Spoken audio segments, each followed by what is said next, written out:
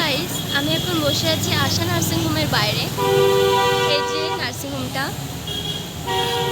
তো তোমরা সবাই জানো আমার মামি হসপিটালে ভর্তি ছিল। কাল রাতে আমরা খুব কষ্ট করে বাড়ি গেছি। তো সকালে উঠে আবার এসেছিলাম। এখন এখন বোরিং লাগছে, মানে কষ্ট হচ্ছে খুব, ঘুম ঘুম পাচ্ছে, কিন্তু ঘুমানোর জায়গা নেই যেহেতু এটা নার্সিং হোম। আমাকে ভিতরে থাকতে দেয়নি, কারণ একজনের বেশি থাকা যাবে না। তো দেখো আমি হাই রোডের পাশে বসে আছি।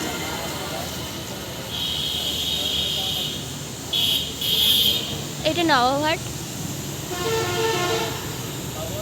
একদম পুরো হাই রোডের পাশে। গাড়ি এসে মেরে দিলে কি হবে জানি না গাইস, খতম হয়ে যাবে আমার জিন্দেগি।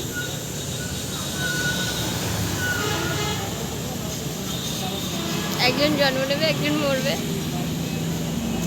হয়তো এরকম হবে না কিছু, কারণ আমি নিজেকে খুব কন্ট্রোল রেখেছি। তো আমার মামি কিউট করে একটা বেবি হয়েছে। এখন বেবিটার নাম কি রাখবো তাই ভাবছি।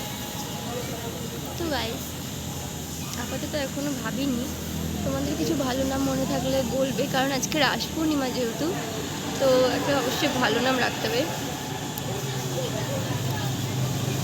যাই হোক, আমার বোনটা খুব কিউট হয়েছে দেখতে।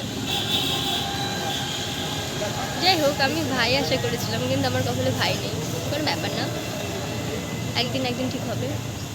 আর কোনোদিন অবশ্য হবে না, কারণ এরপরে আমার বেবি হবে, কারণ যেহেতু আমার বিয়ে ঠিক হয়ে গেছে। যেটাই হোক, আমি খুব